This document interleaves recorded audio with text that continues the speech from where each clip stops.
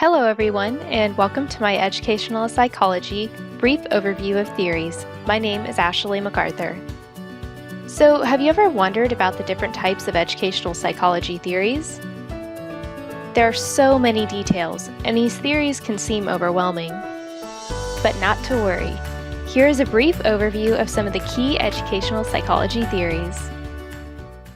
Today we will discuss 7 main theories: psychosocial theory, behaviorism, social cognitive theory, information processing theory, ecological systems theory, and humanistic theory. Our first theory is psychosocial theory, with such theorists as Erikson. Now, Erikson believed in various stages of development through which human beings progress throughout their life.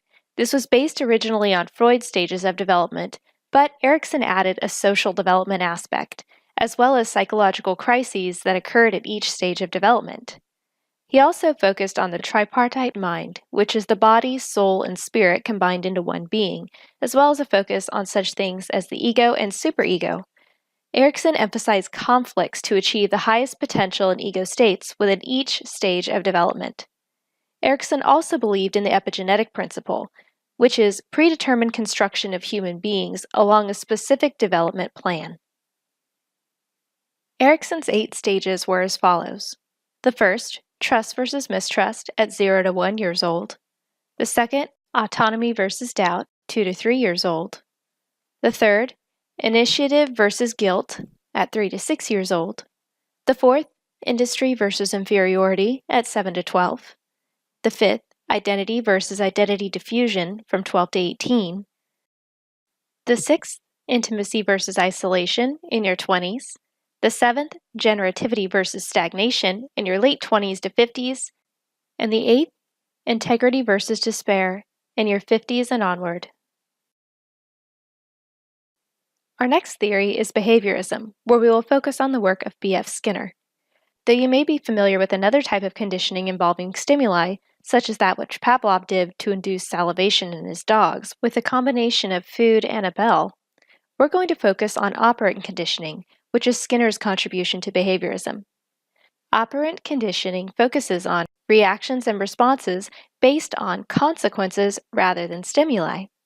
It is satisfaction-based behaviors that are elicited through these consequences, with things such as rewards and punishment to elicit certain behaviors. Consequences can be shaped through a few key methods: positive reinforcers, negative reinforcers, and positive and negative punishments. In positive terms, a stimulus is present. In the negative, the stimulus is removed.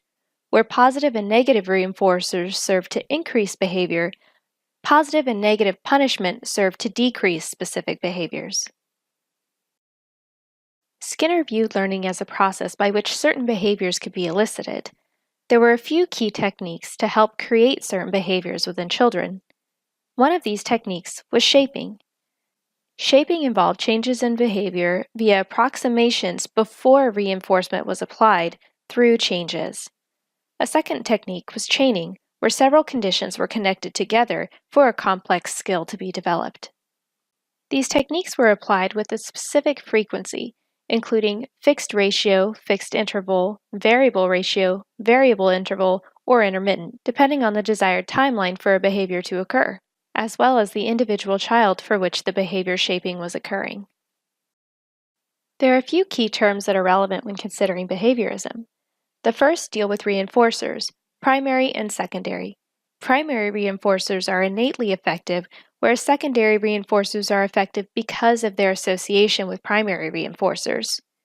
Satiation is when a primary reinforcer becomes ineffective.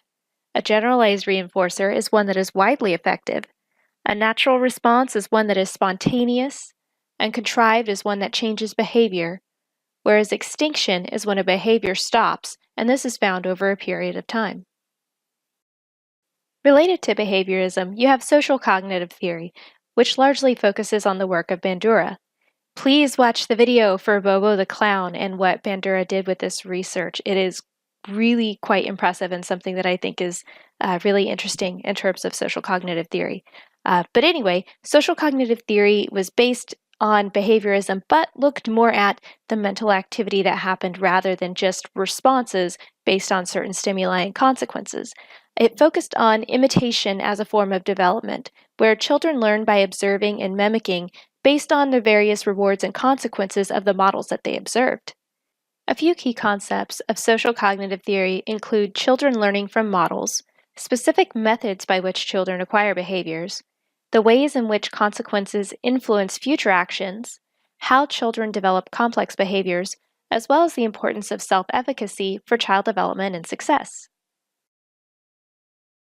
Children learn from models in a specific process. First, they pay attention and watch for clues, as well as the consequences an individual receives based on their actions. Then they code these responses to their memory, retain them in their memory, and then complete actions at a later time based on the behaviors that they saw, as well as the consequences in response to those respective behaviors. The fifth isn't necessarily a concluding step, but rather something that occurs throughout this process, and that is motivation. Children develop new behaviors by combining what they experience either directly or indirectly from observed behavior with their own actions. Consequences describe the effects of these actions and serve to regulate future behaviors. Complex behaviors are created through observation, imitation and mimicking, as well as a gradual expansion of behaviors based on the observed consequences of a specific individual's actions. Self-efficacy, the final portion of social cognitive theory, is highly important. It focuses on the child's confidence and their belief in their ability to perform certain tasks and actions. Students gain confidence by comparing themselves to their peers and their family, and this is based on a combination of personal belief as well as feedback from the child's surroundings. Our next theory is cognitive development theory, and this is based largely on Piaget. Piaget viewed knowledge as a process, and to know was to act on something, whether physically or mentally. Knowledge was constructed by each individual, and people evolved to satisfy themselves and interact with their environment, mainly through either assimilation or accommodation. Piaget had several stages. They were universal, focused on gradual attainment of equilibrium, functional invariance, as well as causal factors such as hereditary, personal experience, social implications, and then whether or not someone could reach equilibrium within these stages. Piaget had 4 levels, ranging from 0 to 15 years old, and some of these levels contained separate stages which again focused on that equilibrium and the gradual attainment. Vygotsky is another cognitive development theorist. Key features include a Marxism influence, a focus on patterns and thought processes, double stimulation, speech and thought development, and the zone of proximal development. Vygotsky had the process of pre-testing individuals, dividing them into their relevant subgroups, and then conducting a post-test at the end to evaluate whether or not children learned to the level they were expected. Vygotsky's cognitive development theory also had 2 types of generalizations. The first dealt with types of memory, natural versus abstract, and the progression of natural memory up to abstract memory, as well as child development stages and specific sequences by which children evolve, specifically in the ways of speech and thought development. Information processing theory is our next theory, and this deals with the computer model based on Atkinson and Shiffrin. There was a focus on information processing, specifically the process of receiving information through your sensory system, encoding that information into your working memory, storing that information into your long-term memory, and then retrieving that information at a later time for use.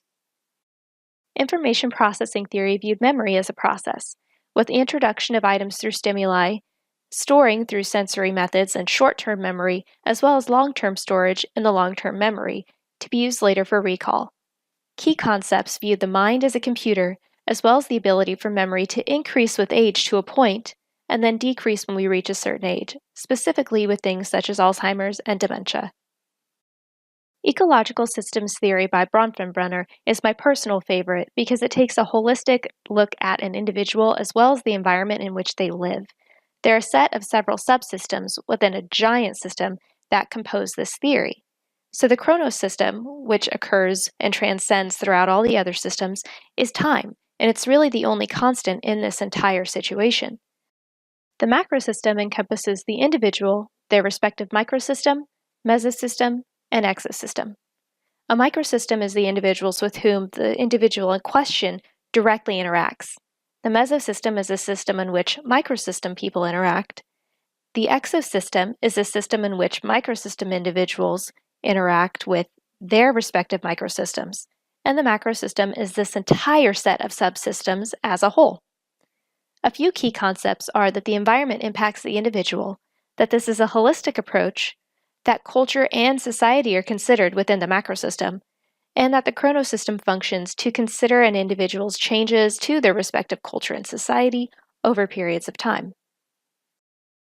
Humanistic theory is the last of our educational psychology theories. Maslow is considered in this one. Key features include the fact that this is introspective and subjective. It's based on the individual and their respective experiences. Self-actualization is the goal throughout life. Meaningful research questions are asked, and health versus illness, rather than normal versus abnormal, is ascribed to different types of personalities and the ways in which people develop. Maslow's hierarchy of needs forms the backbone of this theory. They start with physiological needs, such as things to keep you alive, then progress to safety needs, things to keep you alive over a long period of time, then love or stability, which are relationships, esteem, which fosters self-confidence, and then self-actualization, that pinnacle of development where you help others to reach their pinnacle of development. Stages include childhood as well as adolescence. And with that, we're done. This concludes our brief overview of some of the educational psychology theories. Thank you for watching, and if you have any questions, please let me know.